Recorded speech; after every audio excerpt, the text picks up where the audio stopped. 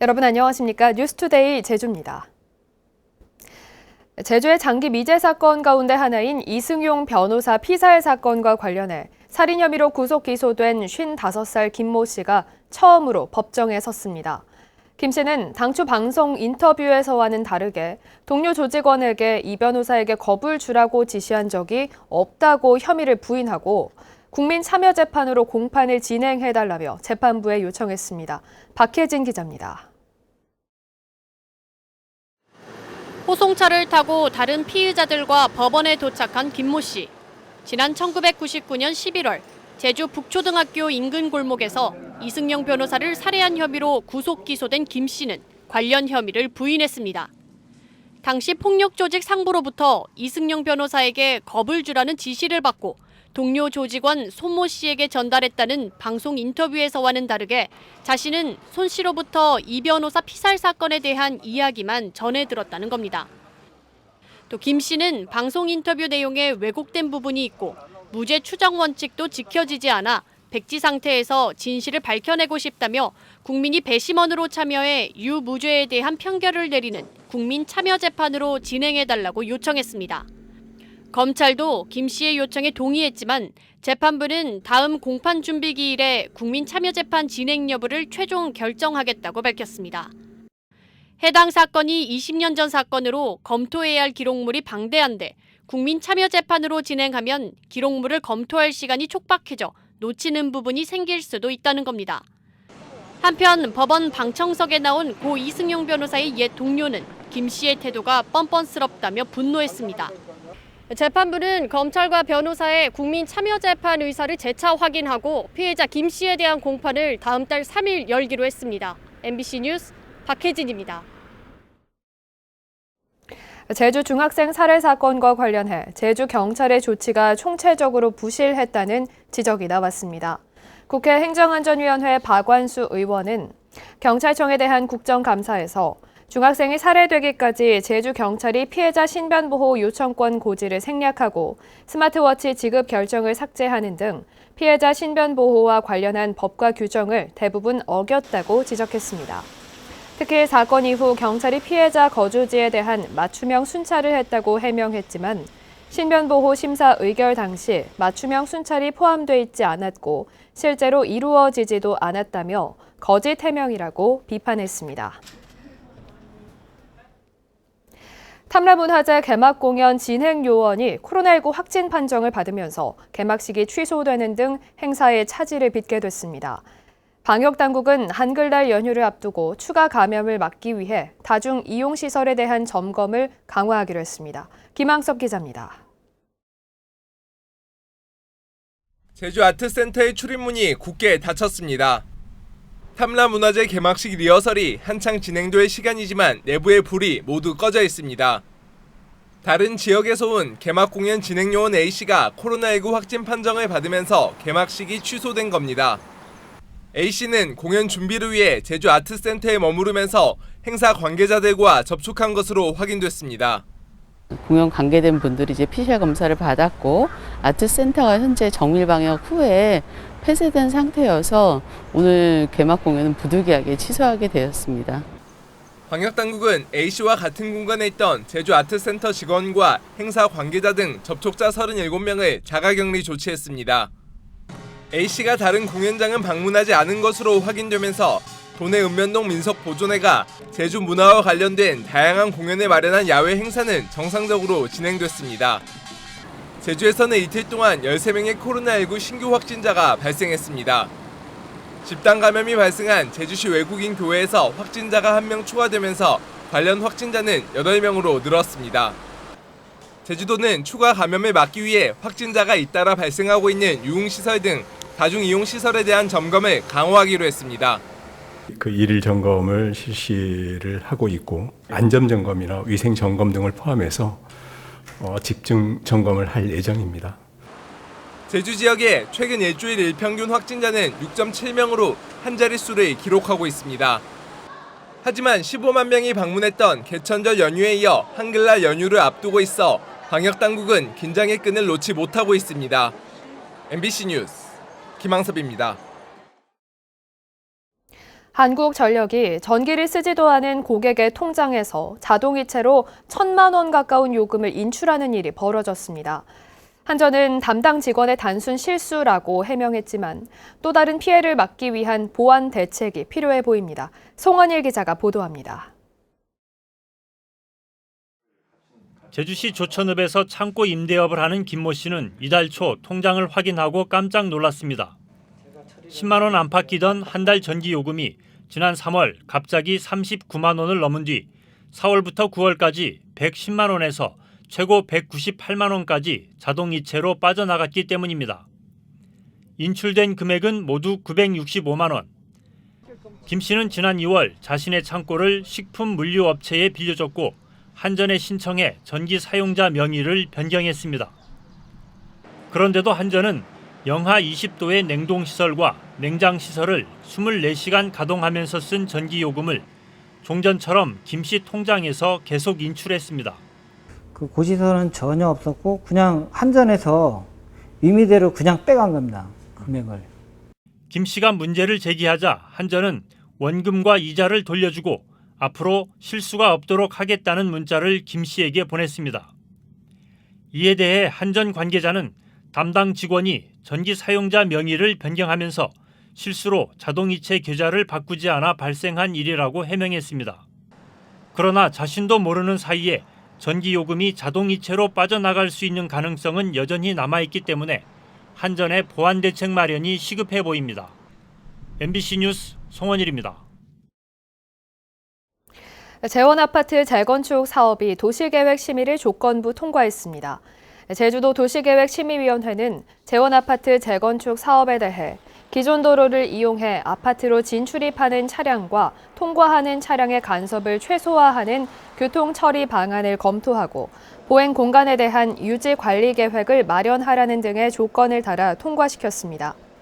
이에 따라 재원아파트는 제주시가 정비구역으로 고시하면 조합을 설립해 재건축을 본격적으로 추진할 수 있게 됐습니다.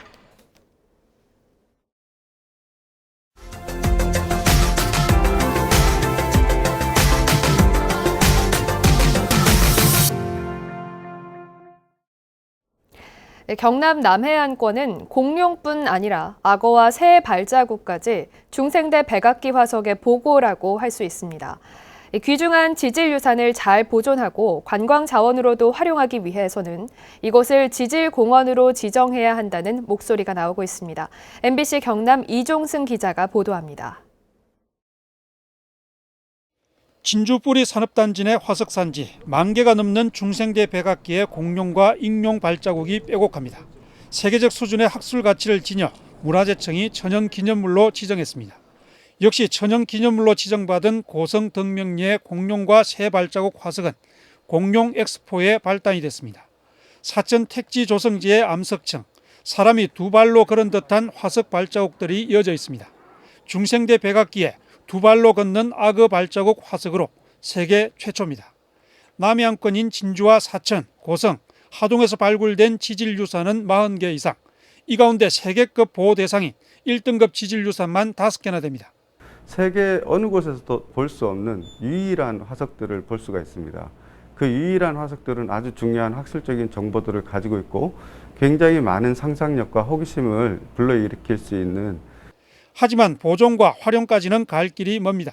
국립공원관리공단은 지난 2018년 진주와 사천, 고성, 하동을 잇는 지질유산을 지질공원 후보지로 검토했지만 흐지부지 되고 말았습니다. 지질공원은 지질유산의 훼손을 막을 뿐 아니라 관광자원으로 활용할 수 있다는 점에서 여전히 추진 가치가 높습니다. 특히 남해안권에 산지한 화석산지를 활용한 공룡 관광벨트 구축은 고성 공룡 세계 엑스포의 브랜드 가치와 경제 파급력을 높일 수 있습니다. 곳곳에 흩어져 있는 화석 산지를 방치할 것이 아니라 하나로 묶어서 핵심 콘텐츠로 만들어 나간다면 미래 경남 관광을 견인하는 핵심 지질 문화 자원이 될 수 있다라고 생각합니다. 고성 공룡 엑스포 등을 계기로 경남 남해안권을 국내 14번째 지질 공원으로 지정해야 한다는 목소리가 높아지고 있습니다. MBC 뉴스 이종서입니다.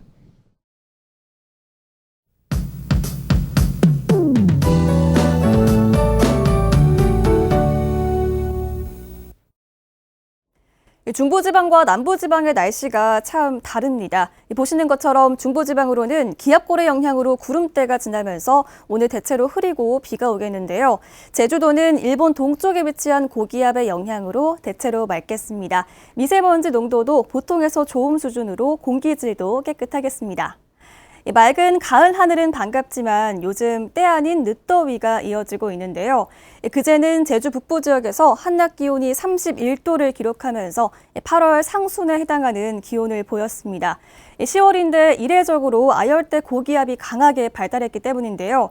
현재 열대 서태평양의 해수면 온도가 30도를 웃돌면서 예년보다 높은 기온을 보이고 있습니다. 이 더운 공기들이 남풍을 타고 제주로 유입이 되고 있는데요.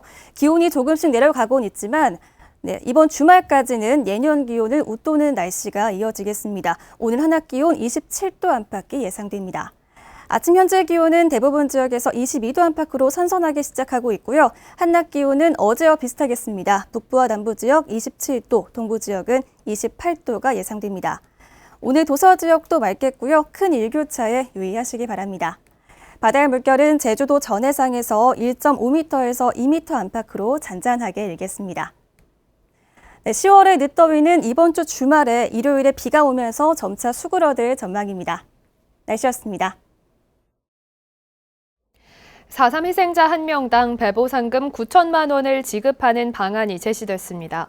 행정안전부는 4.3 배보상 기준 제도화 연구 용역 결과를 발표하고 4.3 희생자 1명에게 위자료 2천만 원을 포함한 배보상금 8,960만 원을 지급하는 안을 제시했습니다.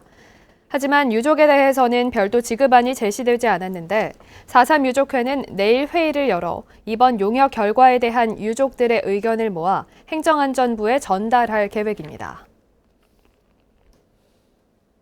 어제 낮 12시쯤 제주시 한림읍 비양도 서쪽 800m 해상에서 2톤급 모터보트가 기관 고장으로 운항할 수 없다며 해로드 애플리케이션을 통해 119에 신고했습니다. 해경은 연안 구조정을 보내 모터보트에 타고 있던 승선원 2명을 구조하고 보트를 한림항으로 예인했습니다. 제주 경실련은 성명을 내고 오등봉 도시공원 민간 특례 사업은 대장동 개발 비리와 유사하다며 제주도는 호반건설 컨소시엄과의 계약서를 공개하라고 요구했습니다. 이들은 오등봉 도시공원이 토지를 강제 수용하는 특혜를 받고 고가의 분양이 이뤄지면 5천억 원 이상의 개발 이익을 얻을 것이라며 계약서에 초과 수익 조항이 있는지 도민들에게 밝혀야 한다고 주장했습니다. 동물자유연대 등 동물보호단체들은 성명을 내고 제주도는 퇴역 경주마를 이용한 반려동물 전용 사료 공장 계획을 철회하라고 요구했습니다. 이들은 경주마가 벌어들이는 수익은 말 복지 정책에 사용해야 하는데도 상업적 착취의 도구로만 이용되다 폐기되고 있고 경주마는 호르몬과 항생제 투여로 반려동물에게도 해로울 것이라고 주장했습니다. 서귀포시 일부 학교의 수돗물에서 이물질이 발생한 것으로 확인됐습니다. 서귀포시에 따르면 지난달 30일부터 서귀포시 지역 초등학교 4곳에서 수돗물 이물질이 발견됐다는 신고가 접수됐습니다. 서귀포시는 신고가 접수된 학교 대부분이 지대가 낮은 곳에 위치해 침전 현상으로 이물질이 발견된 것으로 보고 중간 필터를 설치하고 노후관을 교체할 계획입니다. 수입산 식재료를 제주산으로 속여 판 업체가 적발됐습니다. 국립농산물품질관리원 제주지원은 지난 8월 30일부터 한 달 동안 농식품 제조 판매업체와 음식점 등 29곳을 대상으로 원산지 표시 단속을 벌여 위반업체 2곳을 적발했습니다. 위반업체 한 곳은 다른 지방산 팥을 제주산으로 속여 오메기떡을 만들어 판 혐의로 적발됐고 또 다른 업체 한 곳은 스페인산 돼지고기와 중국산 고사리를 제주산으로 속여 음식을 제조 및 판매한 혐의를 받고 있습니다. 뉴스투데이 제주를 마치겠습니다. 함께해 주신 여러분 고맙습니다.